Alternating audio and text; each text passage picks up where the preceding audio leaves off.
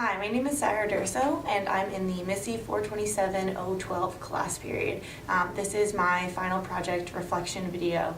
So I'm going to go into a few topics and explain them and why I think they're important, and then show how they're relevant to me and how I'm either experienced them already or will be experiencing them. My first topic is on the information systems strategy triangle. So this triangle consists of business strategy on top, which must add value and it drives the other strategies, and then also information strategy and organizational strategy. So obviously the information strategy adds consequence because a lot of the stuff that people are focusing on is information technologically related, but it always costs a lot of money and people don't want to mess with the budget very much, and it also has to work with all the other strategies. This is interesting to me because in order to have a well-functioning business, you need to have some give and take. So the business units need to work together, and this is similar to the triangle because there needs to be balance, and changes in one area will affect the others, and there must be changes in the other areas, and so the different strategies are all interworking and mingled, and I think it's interesting how they all have some type of small effect at least on each other. This will be applied to my career path because I will be working in business and IT and will definitely be feeling the pulls of each strategy. I'll have to create value in the business strategy while still making sure that the information strategy is heard and is important throughout the company, and then pay attention to the organizational strategy as well. So I'll be kind of caught in between everything and make sure that I'm going to be able to disperse these things throughout with my coworkers and with the clients I'll be working with. My second topic is on chapter 6 in our book, Adventures of an IT Leader, and it's also on project management. So project management covers a lot of different things, but it's more important to talk about kind of the IT implications of project management, especially when you're doing something like in the book where there might be scope creep or something along those lines.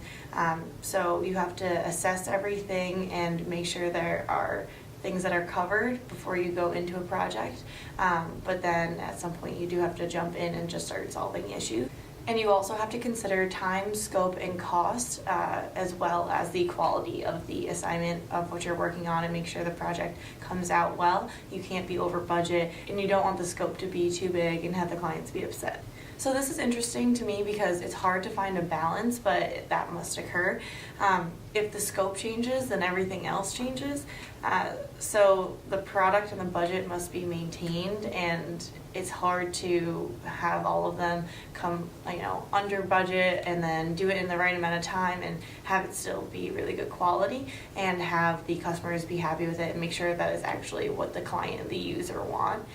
So I think that's interesting. I will be working on analyzing and solving business IT structures for different companies and clients when I graduate. So it will be difficult for me to determine how much planning is enough and when to dive in and implement things. But reading about project management throughout this course has really actually helped me a little bit figure out kind of where to start and how's the best way to plan and go about doing things, especially when you're working with a team. So that's how it kind of relates to the future of what I'm going to be doing in work.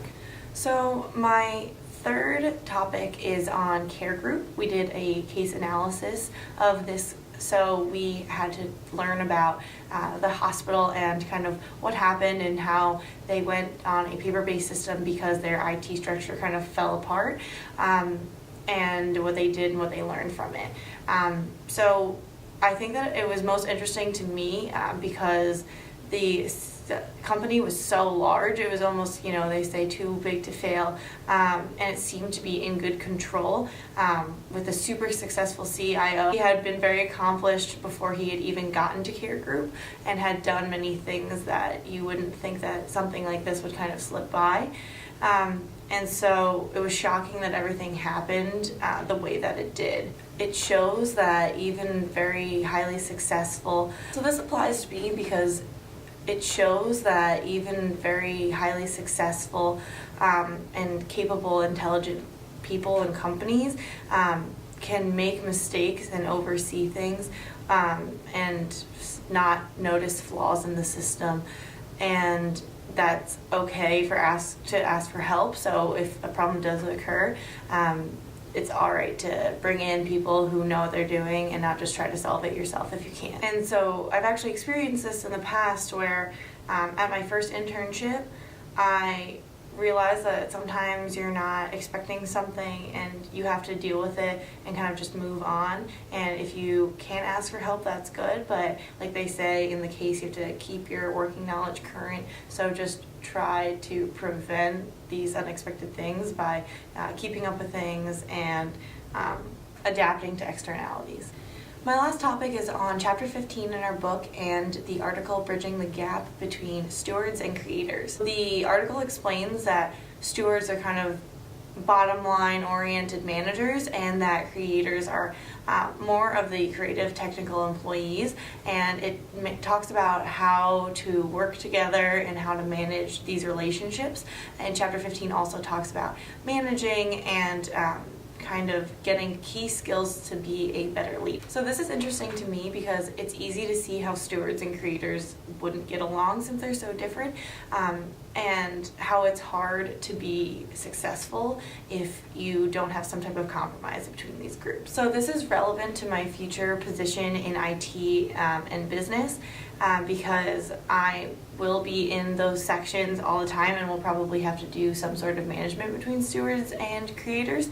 And I'll just have to make sure that they get along, do their jobs, and get things done in time, and make sure that they work in the most efficient way as possible without stifling creativity and seeing some way that they could make something great. So kind of managing the creators and making sure they get everything in on time, and then making sure that the managers and the stewards don't kind of push their creativity down and kind of give them some free rein sometimes.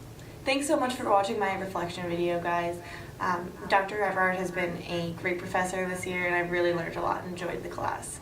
I hope you enjoyed the video, and if you have questions or comments, feel free to do so below. Thanks.